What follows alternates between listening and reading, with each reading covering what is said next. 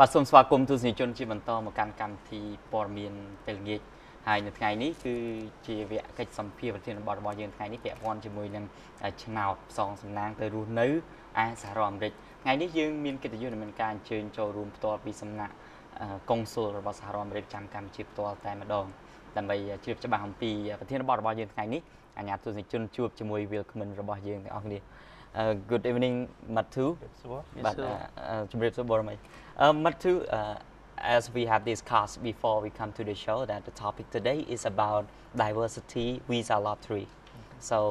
with warm welcome to our show as well Thank you so much to be better I will talk to you I will ask you in Khmer and you got Boromay to translate here លោកម៉ាត់ធូជាដំបូងនេះខ្ញុំបាទចង់ជម្រាបសួរលោកដើម្បីបញ្ជាក់ទៅកាន់ទស្សនិកជនជាពិសេសបងប្អូនជាពលរដ្ឋខ្មែរដែលកំពុងតែមានការចាប់អារម្មណ៍ខ្លាំងទៅលើឆ្នោតផ្សងសំណាងទៅរស់នៅសហរដ្ឋអាមេរិកនេះតើអ្វីទៅគឺជាឆ្នោតផ្សងសំណាងទៅរស់នៅសហរដ្ឋអាមេរិកអូខេអរគុណច្រើនខ្ញុំរីករាយចំពោះឱកាសផ្ដល់ព័ត៌មានអំពីឆ្នោតទៅរស់នៅប្រទេសអាមេរិករៀងរាល់ឆ្នាំសហរដ្ឋអាមេរិកមានវីសាចំនួន6សម្រាប់កម្មវិធីឆ្នោតទូទាំងពិភពលោកពលរដ្ឋកម្ពុជាមានសិទ្ធិចូលលេងឆ្នោតហើយប្រសិនបើជាប់ពួកគេអាចដាក់ពាក្យសុំវីសាបានរៀបពេលនៃការលេងឆ្នោតចាប់ផ្ដើមចាប់តាំងពីយប់មិញហើយបន្តរហូតដល់ថ្ងៃទី3ខែ11ការលេងឆ្នោតនេះមានពាក្យងាយស្រួលហើយឥតខាត់ថ្លៃទេបាទដោយចូលទៅគេហទំព័រនេះ www.dvlottery.state.gov ការលេងឆ្នោតនេះមានតែនៅលើគេហទំព័រនេះទេប៉ុណ្ណោះហើយមិនមានការចុះឈ្មោះដោយប្រើក្រដាសទេដើម្បីមានលក្ខណៈសម្បត្តិគ្រប់គ្រាន់ក្នុងលេងឆ្នោតនេះអ្នកត្រូវរៀនចាប់ថ្នាក់ទី12ឬមានបទពិសោធន៍ការងារ2ឆ្នាំនៅក្នុងរយៈពេល5ឆ្នាំចុងក្រោយក្នុងតែការងារនេះត្រូវជាការងារជាលក្ខដែលកំណត់ដោយក្រសួងការងារសហរដ្ឋអាមេរិកយើងលើកទឹកចិត្តអ្នកដែលមានបំណងចូលលេងឆ្នោតឲ្យចូលឈ្មោះដោយខ្លួនឯងជាជាងការចូលឈ្មោះតាមក្រុមហ៊ុនដែលជួយចូលឈ្មោះជាទូទៅទាមទារប្រាក់កម្រៃយ៉ាងច្រើនពីអ្នកពេលជាប់ឆ្នោតដូច្នេះហើយបានជាយើងលើកទឹកចិត្តអ្នកដែលមានបំណងចូលលេងឆ្នោតឲ្យចូលឈ្មោះដោយខ្លួនឯងនៅពេលអ្នកចូលឈ្មោះលេងឆ្នោតហើយអ្នកនឹងទទួលបានលេខកូដឧទាហរណ៍ដូចនេះមានឈ្មោះដូចលេខលោកសុខសប្បាយហើយលេខកូដហើយមានឆ្នាំកំណត់មួយទៀតមានសេចក្តីណែនាំមើលលទ្ធផលពីឆ្នោតយ៉ាងម៉េចលេខកូដនេះជាលេខដែលអាចបញ្ជាក់ថាអ្នកជាប់ឆ្នោតឬការមិនជាប់អ្នកដែលចូលឈ្មោះលេងឆ្នោតអាចប្រើលេខកូដនោះដើម្បីមើលលទ្ធផលចាប់តាំងពីថ្ងៃទី5ខែ5ឆ្នាំ2015នៅគេហទំព័រនេះរដ្ឋាភិបាលអាមេរិកនឹងមានផ្ដល់ដំណឹងដល់អ្នកដែលចូលឈ្មោះលេងឆ្នោតអំពីលទ្ធផលរបស់ពួកគេទេប្រសិនបើពួកគេទទួលបានអ៊ីមែលឬលិខិតដែលប្រាប់ថាគេជាប់ឆ្នោតនោះជារឿងមិនពិតទេប្រសិនបើលោកមានសំណួរសូមអញ្ជើញសួរខ្ញុំរីករាយនឹងឆ្លើយខ្ញុំបាទចង់ឲ្យលោកម៉ាត់ធូបញ្ជាក់នៅពេលដែលជាប់ឆ្នោតតើបានន័យថាត្រូវប្រើពេលប៉ុន្មានហើយត្រូវបំពេញបែបបទអ្វីខ្លះទៀតដើម្បីអាចទទួលបាន green card ហើយទៅរស់នៅសហរដ្ឋអាមេរិកបាន So I would like to clarify that after winning the lottery, how long does it take to file the paperwork and also to get a green card to live in the U.S.? Okay. As soon as you enter the lottery successfully, you're given the code. starting on May 5th of 2015, you can go to this website, www.dvlottery.state.gov, and enter your code to see if you were selected as a winner. As soon as you have confirmation that you were selected, you can begin the visa application process. And we encourage you to start the application process as soon as possible. Each year, as I said, 50,000 visas are made available. Okay. អញ្ចឹងនៅពេលដែលយើងចុះឈ្មោះលេងឆ្នោតនឹងហើយគឺយើងនឹងទទួលបានលេខកូដដែលគាត់បានបញ្យល់ប្រាប់មិញអញ្ចឹងហើយពេលដែលបានលេខកូដហ្នឹងគឺយើងអាចយកទៅឆ្លើយយកទៅដាក់នៅក្នុង website នៅក្នុង website គឺ website មួយនេះដែលគាត់បានប្រាប់នេះហើយពេលដែលយើងចូលទៅក្នុងហ្នឹងទៅគឺយើងនឹងអាចដឹងបានថាយើងជាប់ឬក៏មិនជាប់ហើយនៅពេលដែលយើងដឹងថាជាប់ឬក៏មិនជាប់ហ្នឹងគឺចាប់ពីថ្ងៃទី5ខែ5ឆ្នាំ2015គឺឆ្នាំក្រោយនេះឯងហើយពេលដែលយើងដឹងថាយើងជាប់ឬក៏មិនជាប់ហើយឧទាហរណ៍បើសិនជាយើងជាប់ពេលហ្នឹងគឺយើងប្រាប់គេនឹងមានសេចក្តីបញ្ជាក់ប្រាប់ថាយើងអាចបន្តដំណើរការទៅរបៀបណាទៀតហើយជាធម្មតាជារៀងរាល់ឆ្នាំរដ្ឋាភិបាលសហរដ្ឋអាមេរិកគឺមានវីសាចំនួន 50,000 វីសាដែលចែកជូនឲ្យប្រជាពលរដ្ឋលេងការលេងឆ្នោតនេះទូទាំងពិភពលោក It's important, though, that you apply as soon as you find out that you've won, because more than 50,000 people are selected each year. And we do that because some will choose not to apply, some will not be eligible. So you don't want to wait to file your visa application once you've found out that you have been selected. អញ្ចឹងវាមានសារៈសំខាន់ណាស់នៅពេលដែលយើងដឹងថាយើងបានជាប់ហើយគឺយើងត្រូវចាប់ផ្ដើមដាក់ពាក្យឲ្យបានលឿនមុនពេលដែលមុនពេលដែលយើងដឹងភ្លាមហ្នឹងយើងត្រូវដាក់ពាក្យឲ្យលឿនដោយសារតែមានចំនួនវីសាហ្នឹងដែលយើងជ្រើសរើសគឺច្រើនជាចំនួនវីសាដែលគេចែកឲ្យអញ្ចឹងអ្នកដែលជាប់ហ្នឹងមានច្រើនអញ្ចឹងយើងត្រូវចាប់ផ្ដើមដាក់ឲ្យបានលឿនបំផុតព្រោះអីមានអ្នកខ្លះអញ្ចឹងគាត់អត់ដាក់ដោយសារតែគាត់អត់ចង់បន្តសំណុំរឿងអ្នកខ្លះទៀតគាត់អត់មានលក្ខណៈសម្បត្តិគ្រប់គ្រាន់អញ្ចឹងហើយគឺយើង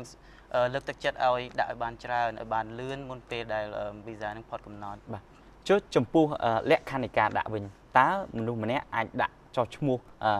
លេងឆ្នោតផ្សងសំណាងឆ្នោតទៅនៅសហរដ្ឋអាមេរិកបានប្រមាណដងឬគ្រាន់តែម្ដងសម្រាប់មួយឆ្នាំ Okay. The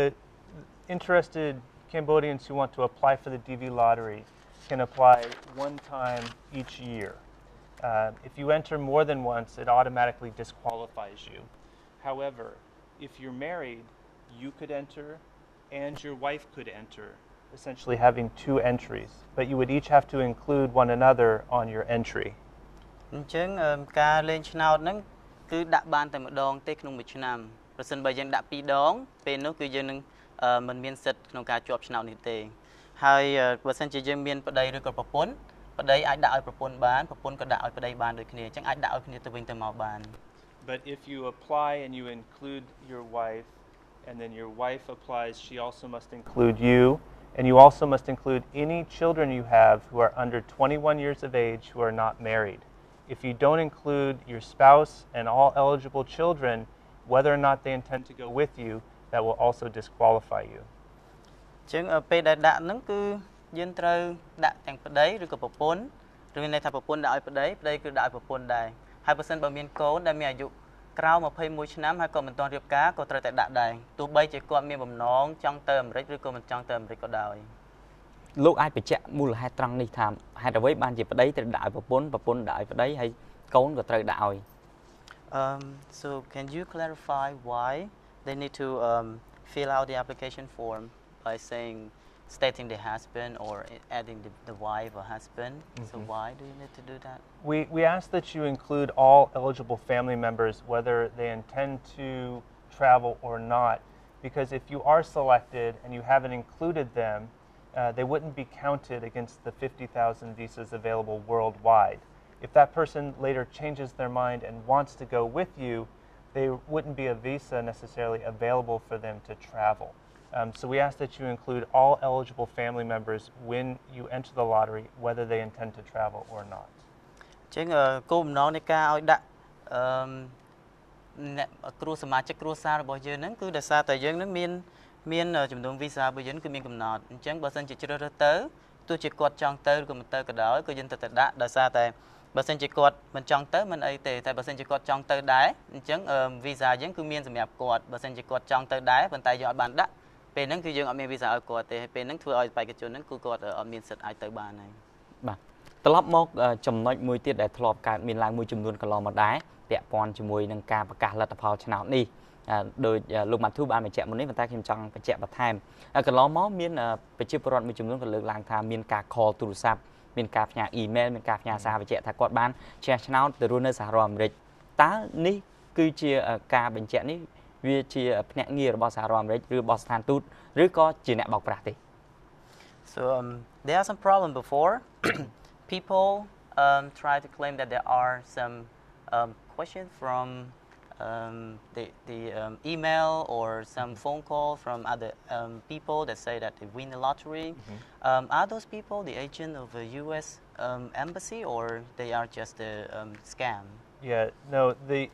U.S. Embassy, the U.S. government will not notify you if you've been selected as a winner of the DV lottery. We don't send you email, we don't send you a letter, and we wouldn't call you to notify that you had won the lottery. So if you receive an email, even if it has the U.S. flag on it and the embassy seal